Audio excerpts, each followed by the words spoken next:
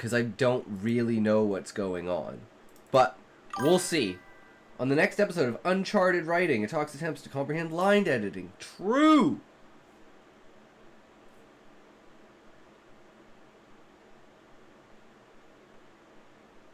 Hi everyone, I'm Shaylin here with Reedsy. In today's video, I'm going to be showing you how to do a line edit. So a line edit is kind of exactly what it sounds like. It's the process of editing the line level of your story. For a bit of distinction before we get into the actual examples, there are multiple different types of editing. Line editing distinguishes itself a little bit from the types of editing services that you might hire a professional editor for: developmental editing, copy editing, and proofreading. So line editing has the most in common with copy editing, but they're a little bit different. So copy editing looks for issues like consistency, style, tone, fact-checking, grammar, punctuation, word choice, other issues like that. Line editing is similar, but it's basically just looking at the stylistic aspect, so looking at the sentence flow, sentence rhythm, imagery, stuff like that. It's almost like editing the content of the line, making sure that the line is as effective as possible, but it's not necessarily as technical as copy editing, which looks a lot at the mechanics as well. If you are interested in copy editing, I'll leave a link to a webinar we've got which features 2 professional copy editors doing a live copy edit on some examples submitted by you guys. I'm actually going to be using some of the other examples in this video, so all the examples in this video are submitted by real authors. But what I'm going to be showing you in this video when I'm talking about line editing is more on par with what you would look for if you were line editing your own work or a friend's work. It's not exactly the same as what a professional editor would do. I'm not a professional editor, so I can't really mimic what a professional editor would do. So these are skills that you would probably apply to your own work or to a friend's work, where you're looking at things like showing versus telling, imagery, clarity, word choice, stuff like that. I'm not going to focus as much on grammar in this video. I don't really consider myself an expert on grammar. If you do want to learn more about line editing, we do have a video on easy line editing tips. I would definitely recommend checking that out before this video, since this video is going to apply a lot of what we talked about in that video. Shit, there's another video I gotta watch? Fuck. And do your own line editing. Being a good line editor for your own work isn't a replacement for hiring a copy editor, but it can significantly cut down on the time and copy editing costs when you do need to hire a professional later on. So Fuck that. Do everything yourself. Help you kind of bring it together and know what to look for. So all that said, I'll just jump into the example portion of the video. So I've got a couple examples here. They're all different, they're all anonymous, and since they're all from different authors, I think we should be able to pick out different things in all of them. Let's start with this first one. The iron gate groaned as I pushed it open. Sneaking onto the gravel driveway towards the abandoned manor house, I looked over my shoulder. Nobody had followed me. What had gone through Emily's head when she told us to meet here, I hadn't the foggiest. Why this creepy house? We could have gone to some less spooky places, like the old train station, for example. What I like about this paragraph, there's a nice sense of thought process going through the main character's head, but I think we could heighten this more through sentence structure. This sentence, I think, gets a little tangled, so I think I'm going to switch this to, I'm also just going to say to the abandoned manor instead of the abandoned manor house. I think that this is just a little easier to read. I hadn't the foggiest is a familiar phrase, so it'd be best to avoid that. So this could be a question. What had gone through Emily's head when she told us to meet here? Well, I'm going to cut for example. We don't need that because she says like the old train station, so it's clearly providing an example. Personally, I think that an old train station, in my opinion, seems pretty spooky. I don't really understand why an old train station would be less spooky. Just reading this one paragraph, I feel like I'm just being told that this house is creepy. So I think we need to provide some kind of specificity here. Instead of saying creepy house, Writer's voice verification is what I think they mean by line editing. If you're writing as an adventure story, you shouldn't switch to a detective voice halfway through and horror after that. You can have detective elements and horror elements within the adventure voice. The same with smut. Yeah, see, this is like the experimental stage, right? I don't even know if this channel is like good. I just happen to already be following them or subscribe to them, so I was like, well, it's already on my list, we might as well see what happens. I mean, it's a good start, because it's like, this is what I've been doing, right? But again, it's like these videos are to take what I'm doing and put them in actual, like, translatable skill vocabulary. I think we could maybe add a descriptor. We could have gone to some less spooky places. I also think this phrasing could use it. We could have gone more or less spooky, maybe. I'm not entirely sure this point is necessary, but I think with added specificity to describe the house, we wouldn't need that. But again, because I don't know what comes before or after, maybe this is a needed point, so I'll leave it there for now. A question I have that I'm not sure I can answer, if I was editing this, I would leave it as a note for the author, would be to ask how the main character knows that nobody has followed them. Maybe we could say something like, and looked over my shoulder to make sure no one had followed me. Just because I'm not sure that having the clarity and the sureness that no one has followed them helps the tension. I feel like removing that surety that they're alone would help and would kind of enhance the creepiness. Alright, so let's look at the next example. So, the day Caden's life was jerked from its axis, derailed from the comforting predictability of the course it had traveled for the past 25 years, began no differently than any other. His eyes opened to the same cracked ceiling in the same cluttered room, wrapped in the same chipped paint. There was a single window in the bedroom which overlooked Route 70 and its bustling morning traffic. So the first thing I'm gonna fix here is just we've got hyphens when they should be M-dashes. So I think here we're kind of saying the same thing twice. The day his life was jerked from its axis, and then we say derailed from the comforting predictability of the course it had traveled for the past 25 years. This is actually the same thing. We should maybe go with the simpler one. So the day Caden's life was jerked from its axis. I think most people can interpret Moldering stones with crumbling mortal covered in wilted vines of what might once have been ivy, the shattered and tilting shutters covered in webs fluttered and slammed in the otherwise gentle winds. Yeah, I was thinking it was mortar, not mortal. True. that means the status quo. This is a bit of a cluttered way of saying something we kind of already Same, Levi, help! I don't know. Familiar phrase. This isn't exactly helpful. But hey, it is what it is. This one's going to be a struggle. It's better to change that because that doesn't sound incredible. This is probably a sentence structure that you've seen before. To the same cracked ceiling, the same. If you have a good channel for editing, Levi, with like a good to his cracked ceiling in his cluttered room. If it's his, we know it's the like same. Playlist. I would really love that because I'm not sure about this. Wrapped in chipped paint. I think maybe we could specify, maybe say navy. So I like this detail. There is not a super punctuated. I barely write, let alone edit. So I think we could reframe this.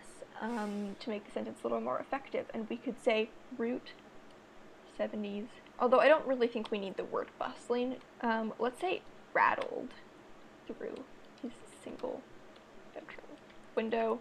Again, I actually don't think we even need to say bedroom window because it's kind of clear that we're in his bedroom. Maybe we should go back to what the author had originally put about kind of predictability. We could actually integrate what the author already had here. So the author had derailed from the comforting predictability of the course it had traveled for the past 25 years. Maybe something like this. The day Caden's life was jerked from its axis began on the same predictable course of the past 25 years. It's still a little tangled. How about that? Began the same predictable way as the past 25 years. Alright, so now let's look at the next one here. The bathroom gets foggier and foggier. She is dizzy, her eyes unfocused. Then the room goes black. A light filters in through the haze and distortion. She follows the rays as if in a trance.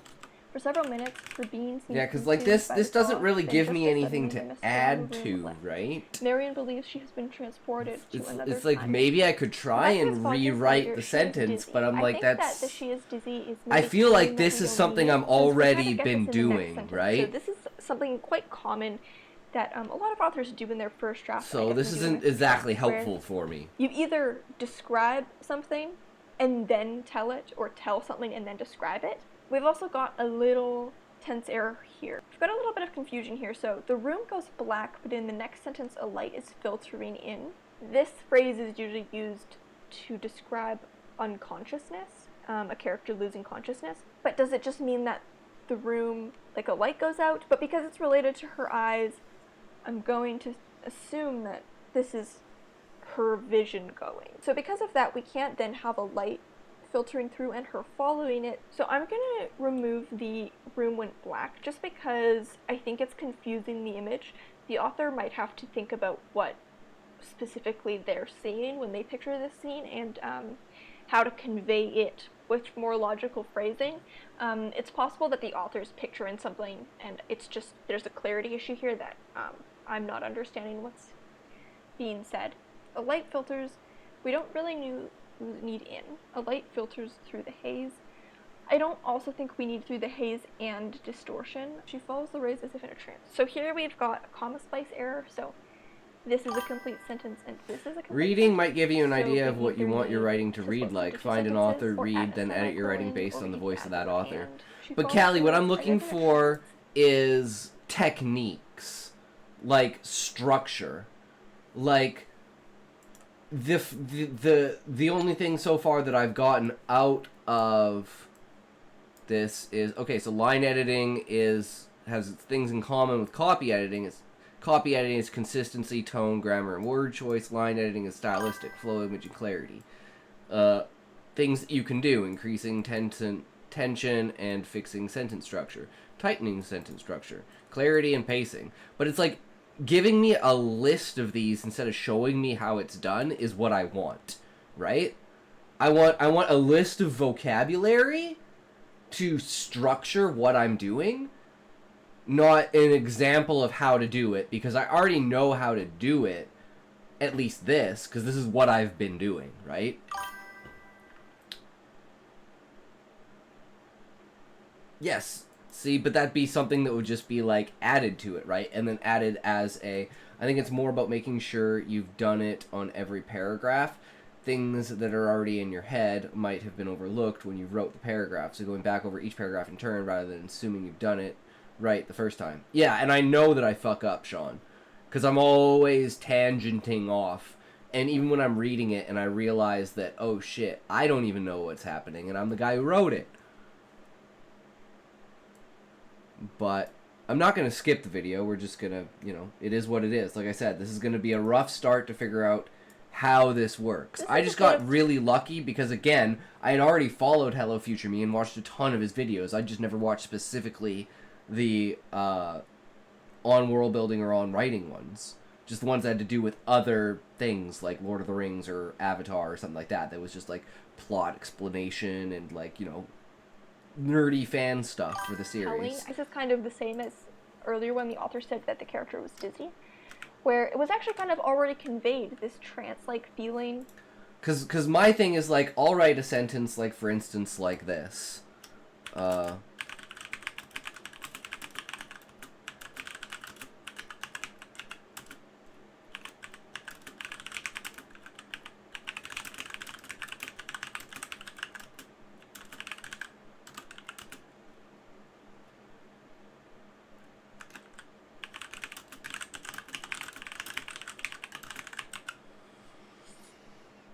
So the fact that, like, I am continuously using the same word over and over. And then what I'll do with the next, and then I'll change thoughts into, like, mind.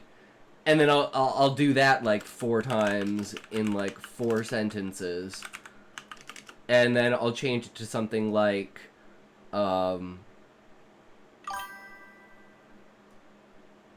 imagined.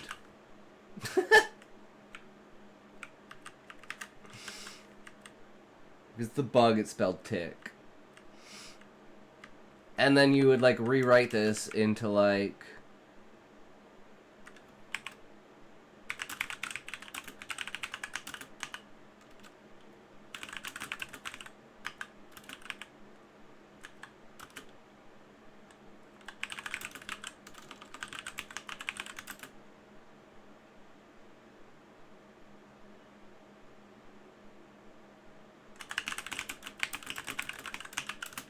And it's like, this sentence is way better than these 3 sentences.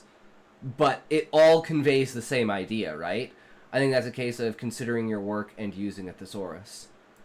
No, this is simply rewriting because I'm using multiple sentences to get across a single idea. And it's just while I'm writing, in order to make sure that I have structured all of the ideas properly, I will use these kind of short, precise sentences. And then when I come back and edit it, it's like I can change it into something like this, where I can use, like, you know,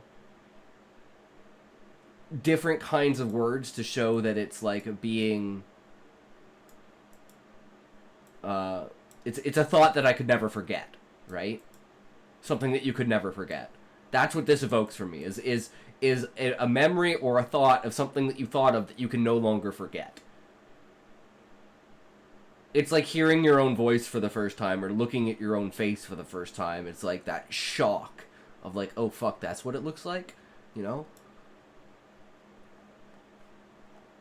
But it's like, this is what I'm good at. I'm good at doing this, only because I usually have it very, very well laid out when I have the sentence structure. So all I have to do is look at, okay, what is this paragraph trying to say? And then I turn a paragraph into a single sentence.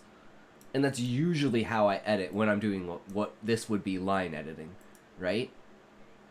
So it's like, whoops.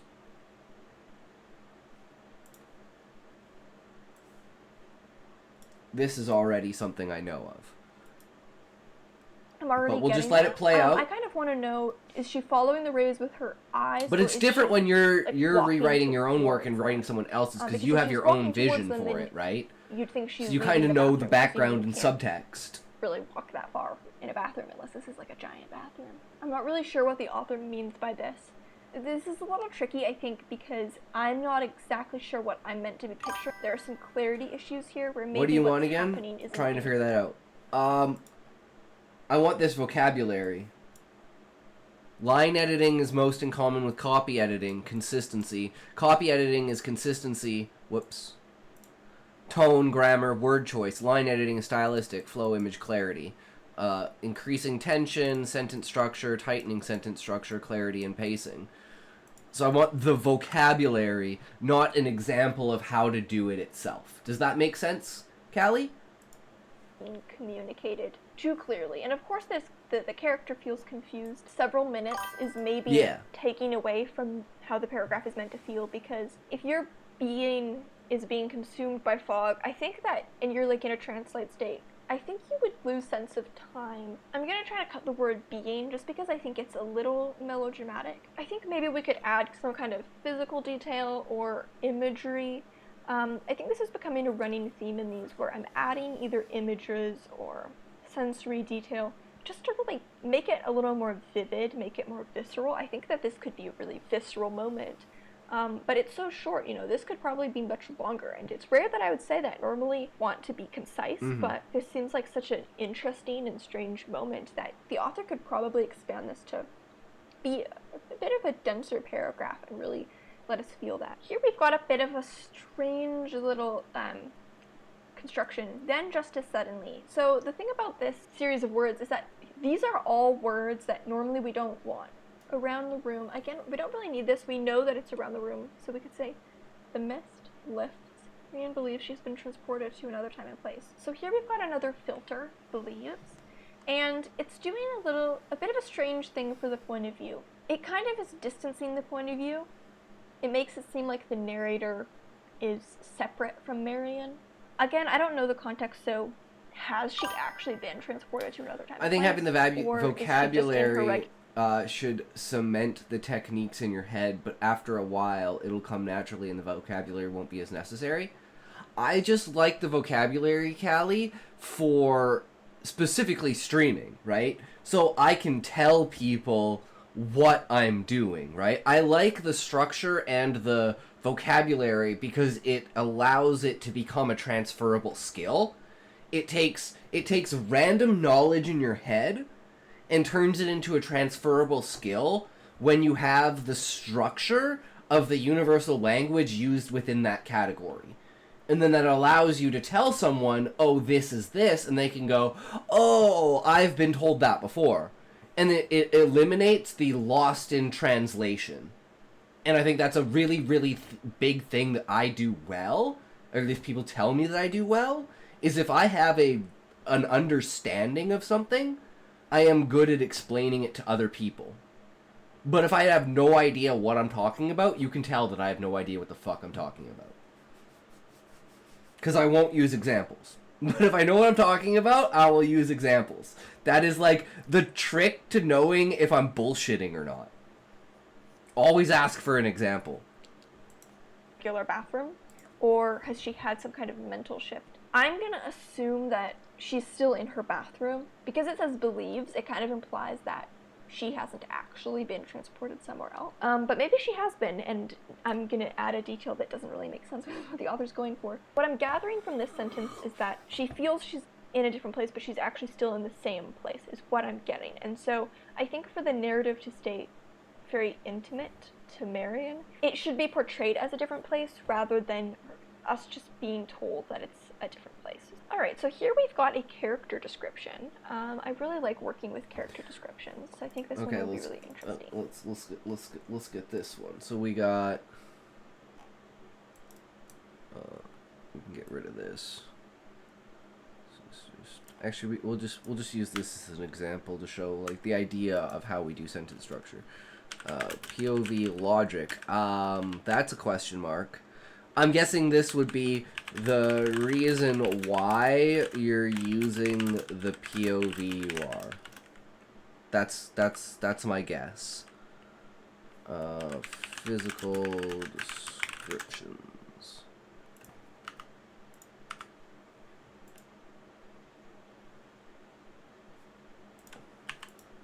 Hello there, a creature smiles back at me. He looks normal with blonde hair that sticks out. He has a normal nose, a dimple in his smile, a bit tall. You'll find nothing wrong with a person like this. When you get closer, you'll notice the red eyes. Those eyes might be the last thing you see. He smiles invitingly. I walk closer, curiously. I found nothing wrong with a person that has red eyes. Red eyes didn't matter back then. Nothing did. Let's start, first of all, with the dialogue here. So this should be a period, just because creature smiles back at me. This is an action beat, not a dialogue tag. I want to address first of all the use of the word. Oh yeah, that's normal. another thing. Is I forgot about that. Is going for Side note. Dialogue tags versus action tags. We did an entire video on that. Or is to say that you wouldn't expect this but it's like to be things to look for. I guess that's another way to put it, is things to look for the structure of your story, right? It's like there's does each sentence advance the story? If the sentence doesn't advance the story by giving some sort of information, then it's a useless sentence. You can get rid of the sentence, right? You want every single sentence in the story to advance the next set of the narrative, or to explain something of the previous set of the narrative to give information to the reader. If removing the sentence doesn't change the reader's perspective, or doesn't change how the story unfolds, the sentence doesn't need to be there. And it can either be a small detail or something like that, but maybe it comes, later in the story. So maybe it's like, this isn't the appropriate place to present that detail, but that detail needs to be presented, right? Creature. What is looking normal? What is a normal nose? There's really no such thing as a normal nose. I mean, obviously, if a person has, a bat's nose, I'd be like, well, that's not a normal nose. Again, I think that this is just meant to say, that there's nothing notable about what this person's nose looks like.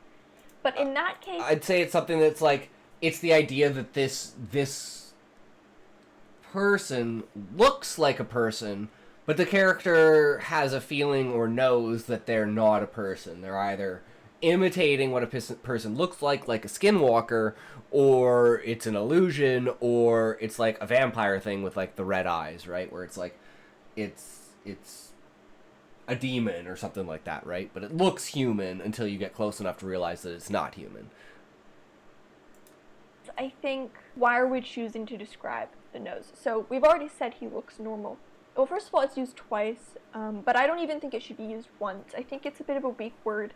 Instead of normal, I think it should be something like friendly. Instead of blonde hair that sticks out, I'm gonna say with spiky blonde hair. Again, I don't think a normal nose really says anything. It's like, imagine if you were just writing a character description, you said, you know, he had a normal face, a normal nose, normal mouth, normal hair. You don't really get anything from that. Let's pick a different detail. He has blonde hair, so maybe he has pale eyelashes or something.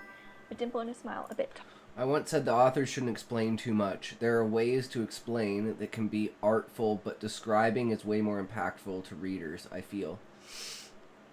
And I was like, argued against. I feel like if half a book was an explanation of the magic system, you get 50-50. Manual / actual story. And the writing gets dry. That's why the exposition has to be a part of the story, right? Like, this is where anime inserts a flashback.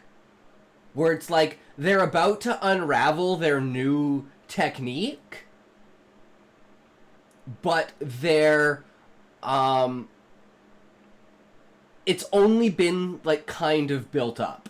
Like, the greatest example that I can think of this is, like, Naruto. Like, there's, like, 100 different times when it flashes back in Shippuden to, like, old Naruto, and it's, like, him practicing some move, or a character practicing some move, and then it's like, oh, they finally perfected it. Like, a great example of this would be, like, the Rasen Shuriken, where it's, like, Naruto is basically told that he can't use the Rasengan because it fucking...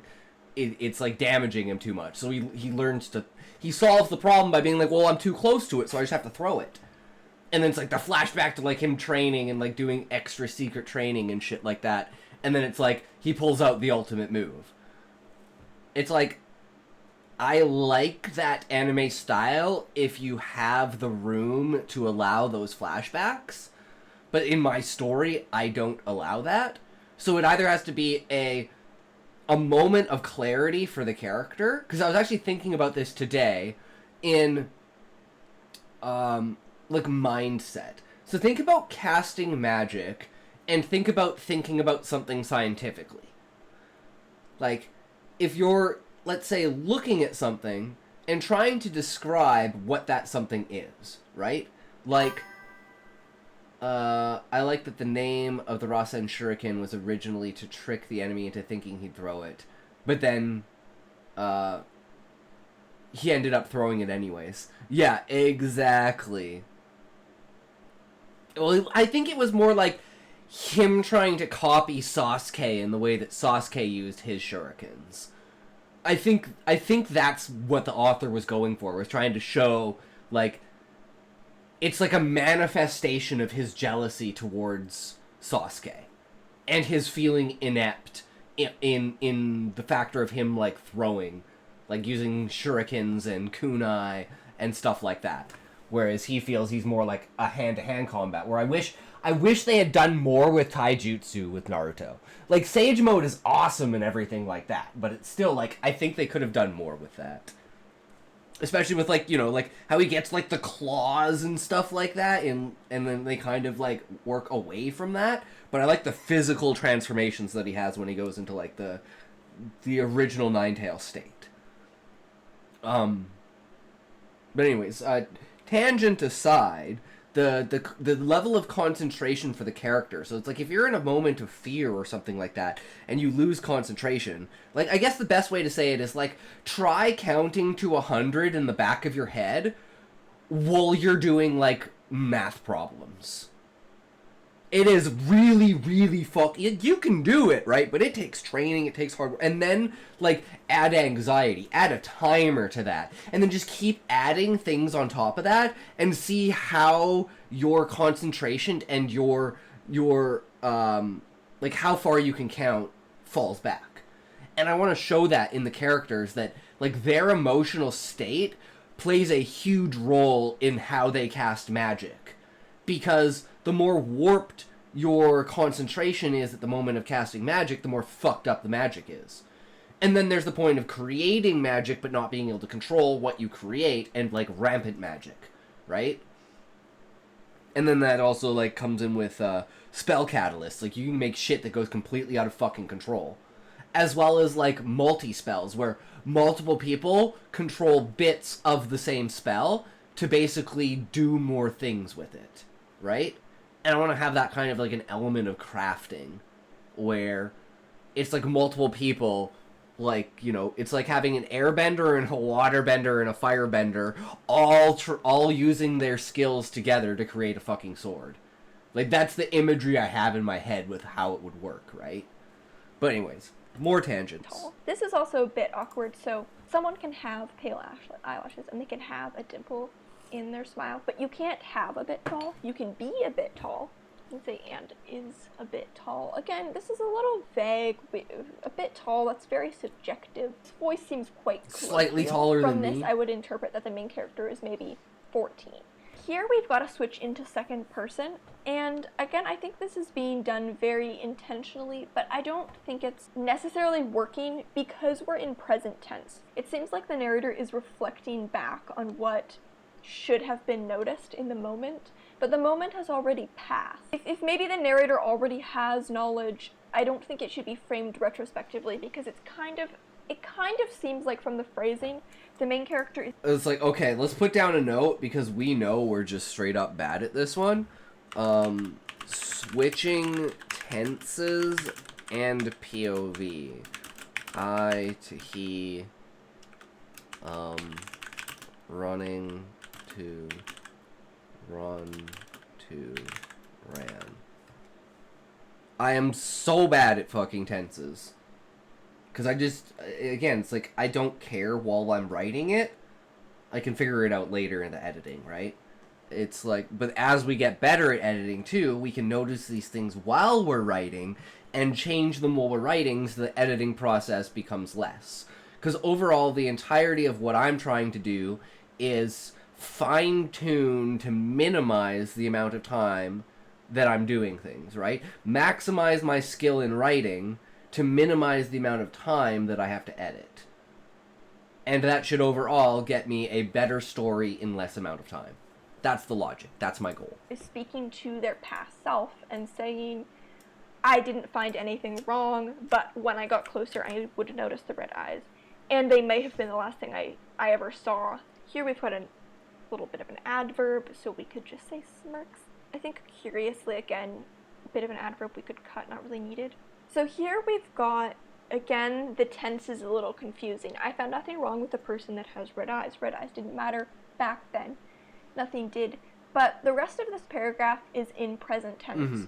So the narrator is reflecting on the narrative, but the narrative is currently happening. I would say that maybe the author should revisit the tense that they're writing in, because this sentence you can't have in present tense. It just doesn't make sense.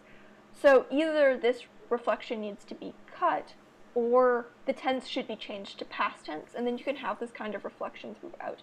But for now, I think I will leave the author's tense as it is, but we'll have to cut that just because it doesn't really make sense with the tense we've got. Alright, so this next one, what we did have left inside ourselves would be criticized and ripped apart for...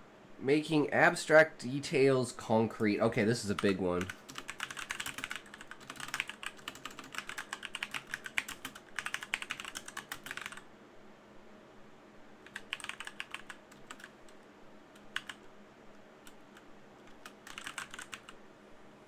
Yeah, see, the simplifying phrasing is what we did above, like this. It's like turning multiple sentences into one sentence and, like, you know, finding ways to have an entire sentence essentially be a single word. I feel like common sense isn't real. It's not so much that I think common sense isn't real. It's that so many people have different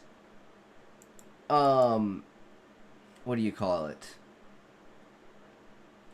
Like, such a different perspective, and they pick out different details, right? That the amount that's lost in translation is like 90% some of the time.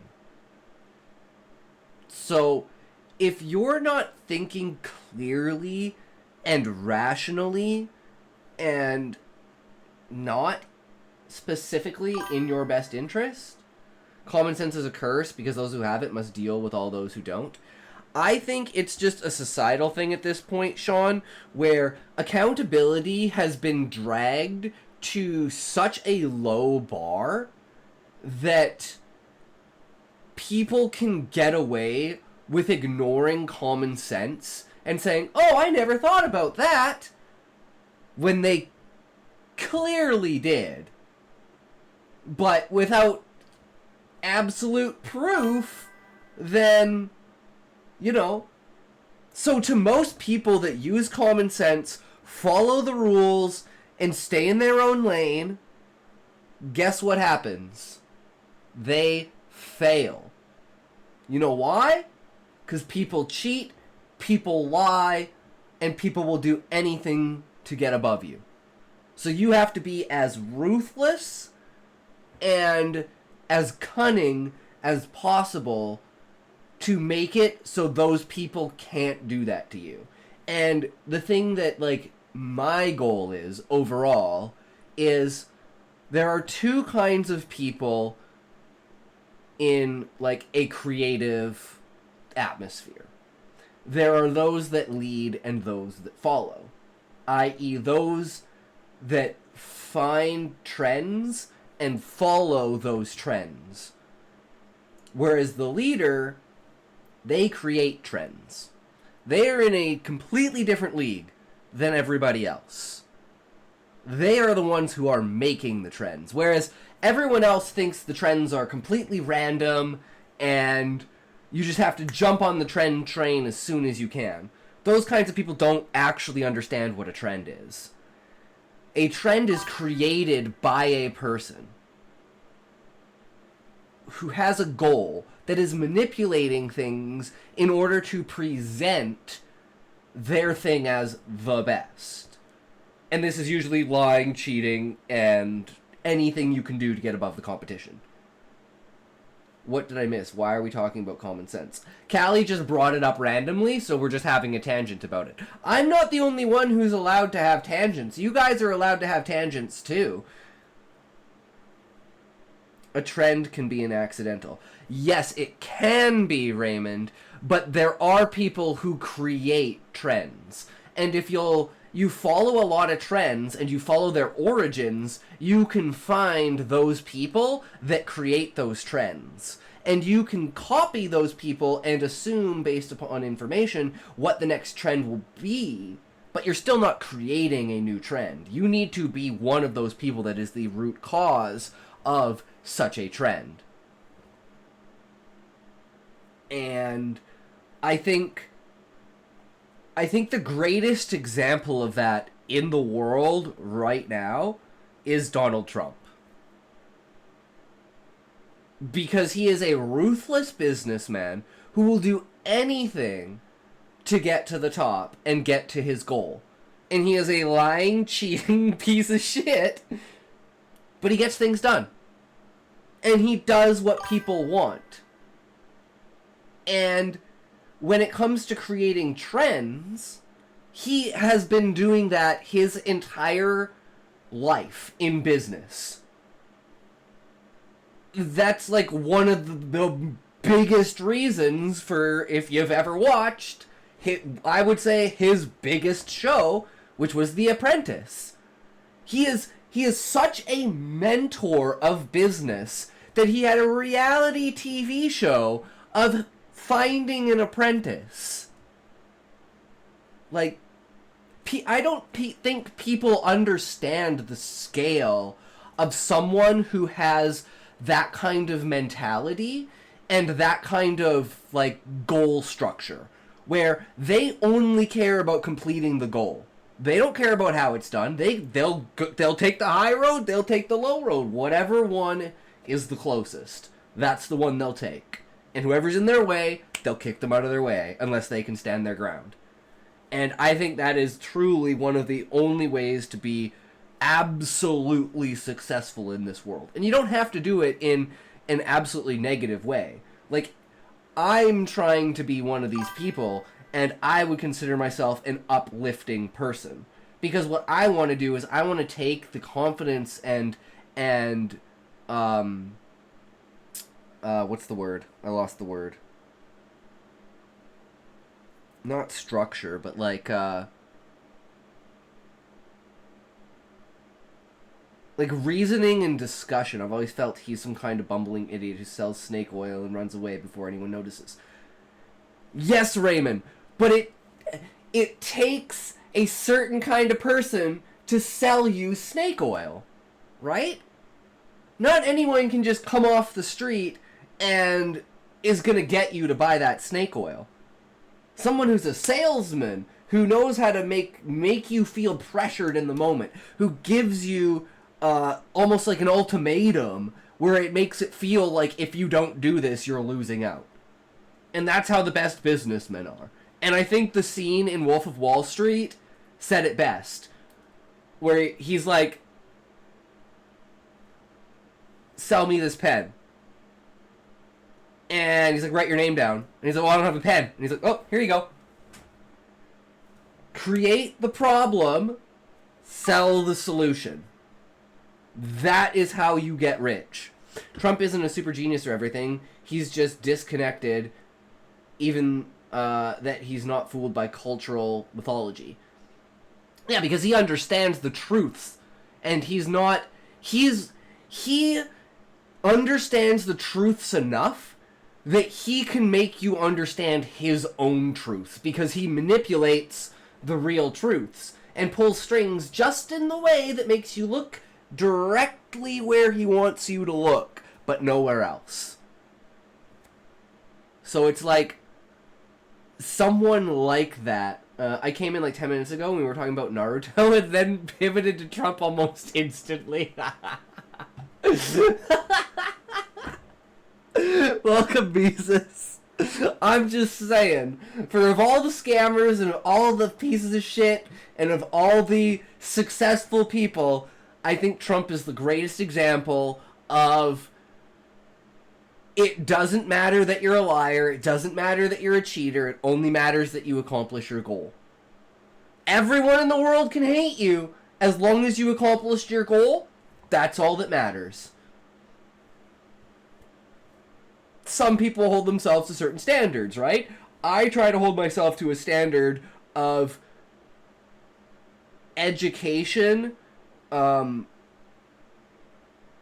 enlightenment of knowledge, and like positive confidence. That's like, even if it's the worst of the worst, you find the best of the best in it, right? Like, that's the reason why I'm an idea person. I'm a creative idea person. I can see in some way, shape, or form what the idea is trying to be that's presented, even if it's not said in the best of ways, right? So giving feedback on things is easy for me because I can point out, oh, see, instead of saying, well, you did this bad, it's, I see what you were trying to do, and if you did this, I think that would be closer towards your goal. And it's all about vocabulary, language, and presentation. And I think you can do all the same things that Trump does without the lies, slander, and bullshit. You just have to work 10 times harder. And if you're willing to uphold those values, then just put in the effort. Because your values should tell you putting in the effort in order to surpass somebody who's just lazying around but's lying and cheating. You'll have higher integrity at the end of the day. Like, the scaling for the ceiling of what you can hit is way higher. Because you're not being categorized in an area that is 100% validatable, right? Anyone can say slander about anyone, but it's like, try finding something that someone said about Trump and not finding a video about him either doing it or saying it. Like, you could just randomly say Trump did this, and I bet you there's a video or an audio or something or a statement of him saying something along those lines. I think Trump is the best U.S. president of my life so far, which is a terribly low bar. That's an interesting concept, Levi, that the bar is so low at this point that all we want is someone who will do something. Because all the previous administrations, I'm not American, I'm Canadian, all the previous administrations, as far as I know, have said one thing and done something completely different.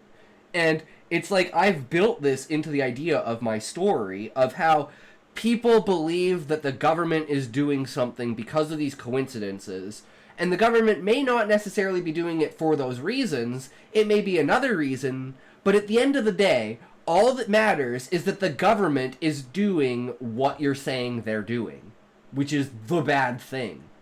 So, whether through intent or not, it doesn't matter, right? It's like, does the government intend to waste your taxes? Probably not. Does the government waste your taxes? Probably. I think a big advantage Trump's gotten is how badly he's been falsely slandered. It makes it basically impossible to take any negative media reporting about him at face value. Exactly, Levi. And that's one of the biggest problems with slandering someone who is literally a fucking criminal, who has like billions of dollars of outstanding debt to companies that he's worked with that he never fucking paid because he found some fucking loophole or some shit. And it's like, he has the money to pay him, he just doesn't fucking do it. It's like, if he can find a way out of it, he's gonna find a way out of it. But when you make up and you exaggerate and you push things so hard for an agenda, you twist the perspective so much that, again, nobody believes you. You've cried wolf so many times, and now there's only 2 sheep left. There's 27 wolves. But nobody cares because you've yelled wolf 4,000 times. It's literally that simple. Which is fucking scary, but that's the world, that's the timeline we live in. And I'm glad to know that there are other intellectual people out there that are not retarded. And half of the reason why things probably are the way they are is just a fancy way of saying he was justified in not paying. Remember when Trump met with the MyPillow guy to discuss a cure for COVID? And he walked out of that meeting saying, "We found the cure. The Mr. Pillow guy found it." I don't remember that. I didn't pay attention to COVID at all. I thought it was a massive fucking joke bullshit. I'm like, if you can't even do that, then what is the fucking point of being a government? If you can't even uphold something so simple. But, I mean, money speaks, money talks, right? Follow the money trail. We didn't get COVID here, so I didn't pay much attention.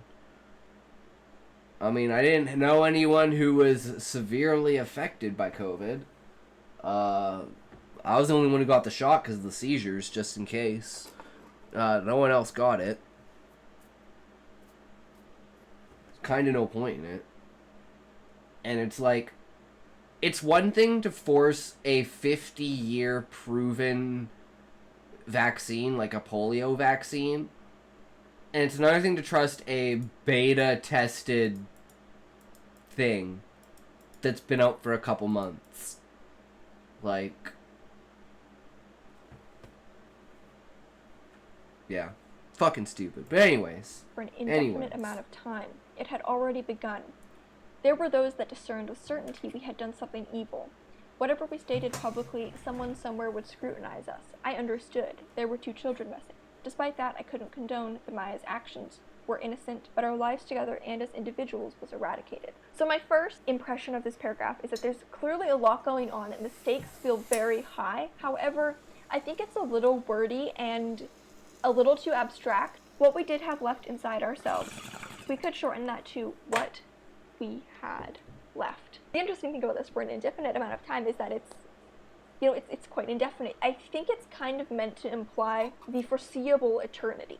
An indefinite amount of time, I think, with the stakes implied in this paragraph, isn't referring to 2 weeks, 5 years. It seems to be referring to a very long period of time.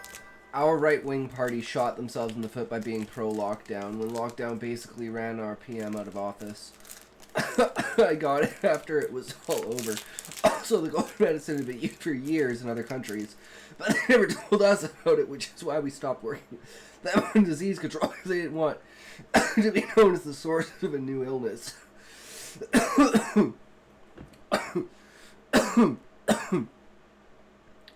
I think, Sean, the stakes for not taking accountability should be so astronomically, ridiculously, fucking retardedly insane, so that no person in their reasonable mind would ever not take accountability, because it is 100 gazillion times worse to not take accountability than it is to take accountability.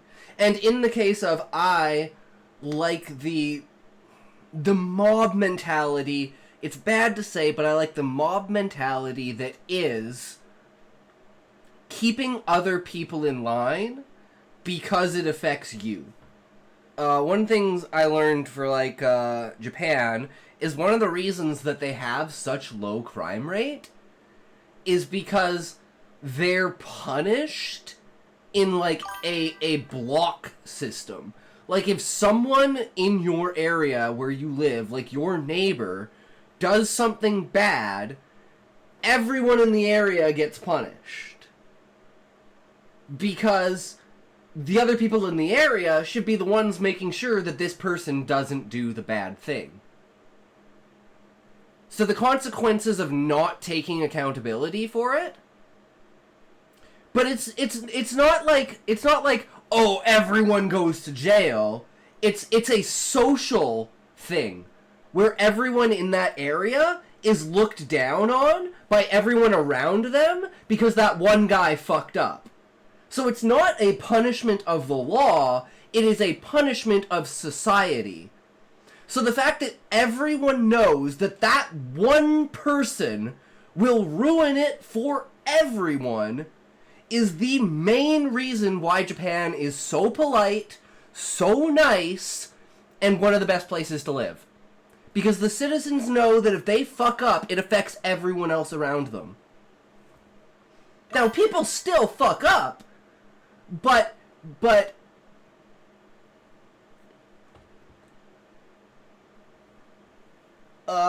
yes, Raymond, that's why you have the Yakuza.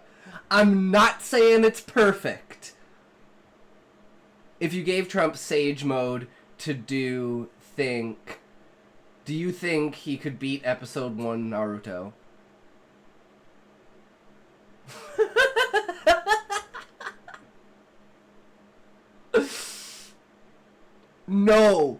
No, Raymond, because Episode 1 Naruto technically has the full power of the Nine Tails. Because when the Nine Tails takes over, Naruto just goes fucking crazy. Yeah, like the start, even without the Shadow Clone Jutsu. If he goes into, like, Rage Mode and taps into the red chakra, Trump's fucking done for. But up until that point, Trump would have to, like one-shot him, and knowing that, like, that would happen. He can't put him on, like, the brink. He's gotta, like, knock him out or kill him in one hit. Because the second the Nine Tails comes out, I think Trump's fucked. Even with, like, full Jiraiya Sage Mode. Like, with the toads on his back and everything.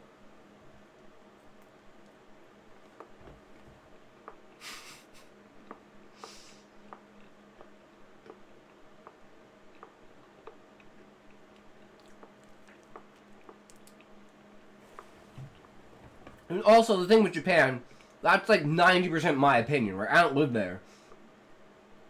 All I know is, like, for social structure, it's a chain effect. Whereas we don't have that in the West. We don't have a chain effect on a social level. So imagine if like one person in the company fucked up and didn't take accountability, every single person in that company, in that, like, subsidiaries of that company, every single one of them is basically like you don't want to say it, but like associated with them, right? So it's like it becomes like a taboo in society. Oh, you work for this company. But it's like, I think we're just so far gone that that kind of mentality would never stick in the West. But what's actually kind of funny about it is, I'm not sure about this, but I think one of the things that we brought to Japan was that kind of like groupthink mentality on a social structure. Like, the consequences of discovering Japan and colonialism in Japan completely changed what Japan was from its feudal era into, like, the modern era. Like, the transformation was so swift and so insane, it completely changed everything about Japan.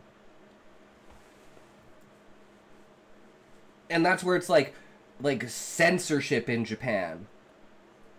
Like, communities, like governmental structure and stuff like that, all taking over from the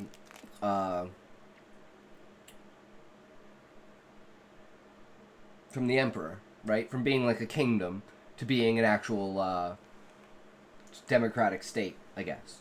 But anyways, another rant tangent.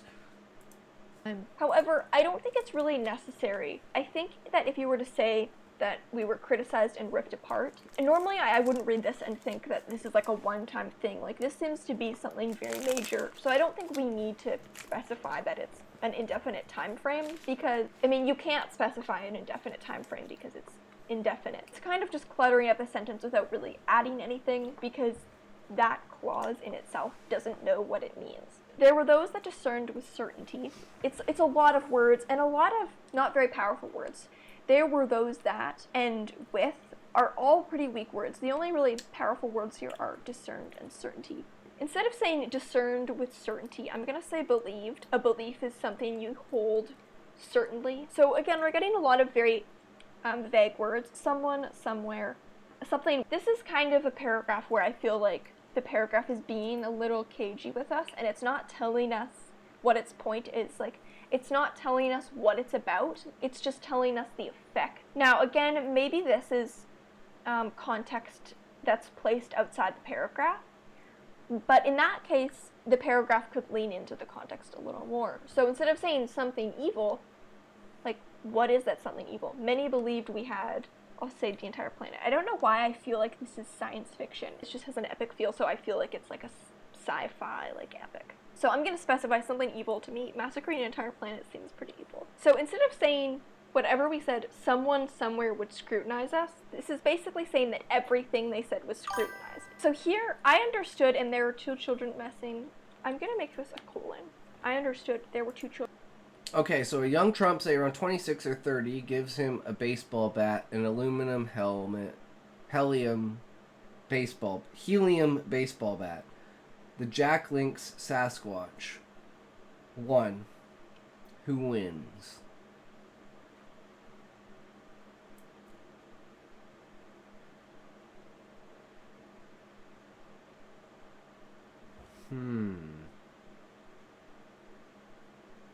Hold on. I have to do an inspection.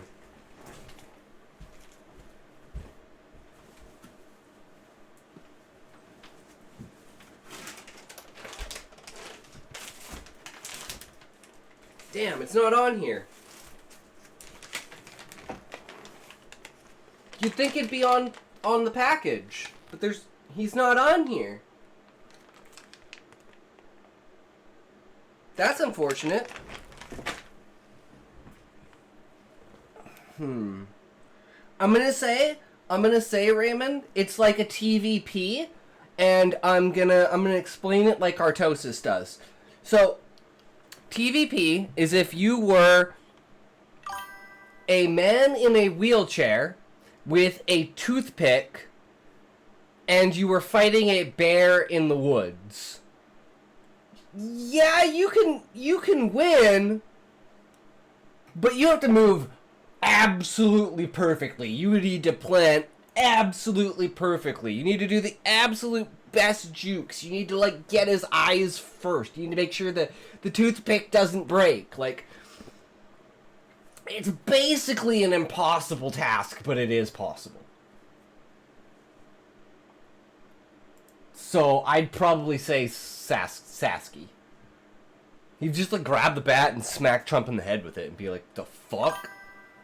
Those aluminum bats that they fill with helium.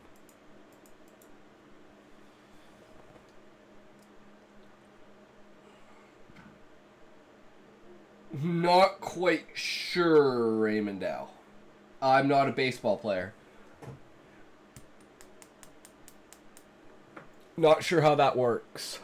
Does that make it stronger? Does that make it weaker? Like, I don't know. Cause it's so light, but it's still aluminum, and it's technically helium, so it's lighter than air. So it's like as light as it could possibly be. So you just smash him with it, but I still think you just grab it with his hand and be like. To show that these two thoughts are clearly linked, I think it should be were eradicated. So this next one I picked specifically because it's very abstract and I think it's very interesting. My fingers twisting and pulling at... Strengthening metaphors. I like this one.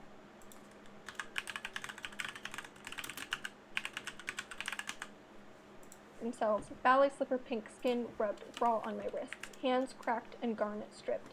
Knuckles split like overripe fruit. Peach bursting over bone. Am I clean if my hands are raw? I scrub till I bleed tiny pomegranate seeds, and I pluck them off one by one and chew. My teeth, sharp and sometimes wild, split the seeds on rocks of white. I am a seed split on the white rock of my brain. So for this one, I did include the author's context, because this is so abstract. We need to know what we're working with in order to make sure that the meaning is retained. So the author said about this piece, in a really abstract way, I'm trying to describe the way OCD hand washings get out of control until you're washing your hands every 30 seconds. And when you aren't washing your hands, you feel completely unclean. I really like what's happening here. I think that this is how I write. This could be my writing with the abstract nature of it and like the obsession almost on beating around the bush and not saying specifically, right?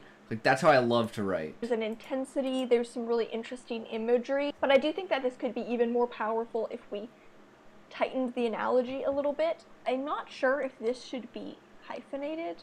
I think it should be. We've got a little bit of a confusing phrase here. So it's the skin of my wrists are ballet slipper pink and that skin has been rubbed raw, but it's a little confusing here because we've already specified we're dealing with hands. So here, this is a really interesting turn of phrase. Knuckles split like overripe fruit, peach bursting over bone. I really love this line, peach bursting over bone, but I do think we need to examine the logic of the phrasing. Conjures a very clear image in my mind, but at the same time, you know, peaches don't have bones, peaches have pits. So we could just say peach bursting over pit. We could also change this to say Knuckles split like overripe fruit, peach flesh bursting over bone. Here, I think it would maybe be okay to leave bone if we're merging them into one sentence, just because it's clear that we're dealing with a knuckle bone. Whereas when it's a peach bursting over a bone as its own sentence, suddenly instead of picturing the skin of someone's hand being like peach flesh, we're picturing a peach, just like a separate peach that has bone inside. I think it's a fascinating image. I think that idea of peach with a bone inside almost makes more sense in a poem than it does in a piece of narrative. So there are a lot of ways that the author could go with this sentence, but this I think I think that this maintains that. Yeah, I like that too. Like in the sentence. That's probably how I'd change it too. Rhetorical question, in my opinion. I scrub till I bleed tiny pomegranate seeds. So I'm gonna remove that comma, just to make it clear that the character is bleeding. What accent is that? Probably I'm gonna remove tiny Australian? just because I don't know. pomegranate seeds are very small. She's so we don't really Canadian? specify that. I'm I'm gonna remove the word Canadian. That's sometimes. an We insult. talked No, I'm about just this a kidding, little bees. before, but sometimes is not a very strong word, and You know I this, think the chick? phrasing "my teeth sharp and wild" I don't even know how gives it a bit more I was punch, subscribed to rather her, than the teeth but only being it is sometimes what it wild. is. The teeth are just wild. So here we've got a bit of a confusing phrasing because we say the teeth, and then we say that the seeds are split on rocks of white. Now, rocks of white are the teeth. So basically, kind of what this sentence is saying is my teeth 95% split the seeds sure on my teeth. I also think that maybe rocks say of white is a little too home. purple prose. No, just by the words it's she kind says, of either going Canadian out or of its Midwestern. way to Ah. not use the word teeth and rather describe teeth when, we know what teeth look like, and we also know that the sentence is referring to teeth because we've already used the word. This also keeps that image of the white rock fresh. I think we've got a repetition of seeds a little too much. Maybe instead of saying I am a seed, we could just say I am split on the white rock of my brain. Instead of having a bit of a confusing image where the character is chewing the seeds and then suddenly is a seed, the brain is the teeth. I think this causes some kind of anatomical confusion. It could just be a sense of the character themselves being split rather than them being a seed when they were just chewing seeds. I think that image gets a little confusing, and here it's a little crisper. Alright, so this is going to be the last one. A purple rabbit, fur matted and coarse, sits on the shelf of a young woman. Ooh, I like this one. Adding conflict and tension. He gathers dust day by day, wondering if he will ever see life beyond his shelf. Not that he minds it all that much. He enjoys watching the sun rise and set every day, watching as his beloved owner returns from school wearing the brightest smile, and reading the books he has placed in between. The first thing I'm going to say here is a purple rabbit, fur matted and coarse, sits on a young woman's bookshelf. And I'm going to specify bookshelf since there are a lot of types of shelves. Day by day is a bit of a familiar phrase. If you're gathering dust, time is passing, so we don't really need the day by day marker. Changes the meaning slightly because it shows that implies longing, whereas here he's just wondering. That in terms of narrative tension, that's a little stronger to have the character yearn to see something beyond the shelf rather than just knowing that there is life beyond the shelf. Not that he minds it. Not that he minds it all that much. Here, we could just say not that he minds. Remove he enjoys, that's telling. So instead of as his beloved owner, I'm just going to say watching her, because I think that implies a relationship, He's been sitting on her shelf for a really long period of time. He sees her return from school every day. So would he think of her as his beloved owner, or would he just think of her as her? She's the only person he knows. Here we don't need the comma because reading the books he is placed between is not an independent clause, it's a dependent clause. Reading the books he is placed between, maybe we could say reading the books he leans against. That's kind of a little touching, like the books become something that he has a relationship with. Like we're getting this sense of what she does every day and what every day is like, and I assume that she does more than just come home from school with a bright smile and read books. This would be a great place for the author to add some more details of her character and show us what she does every day and even show time passing. How many years has he been sitting on this shelf and how does she change? Is there a certain point where she stops coming home with a bright smile? Where she stops reading books? What type of books does she read? I don't know the characters, so, and this video is getting long, so I won't write this for the author, but this would be a great chance to give this character a bit of her own life and make her interesting and also set up some narrative tension. Give her something that's wrong with her life. At the moment, everything is nice, She seems very happy, but maybe she could have some kind of problem that the rabbit is witness to. So that's all for this video. Thank you so much for watching. Remember to subscribe and turn on notifications so you don't miss any new videos from us. We've got new writing, editing, and publishing tips every Tuesday and Friday. Until next time.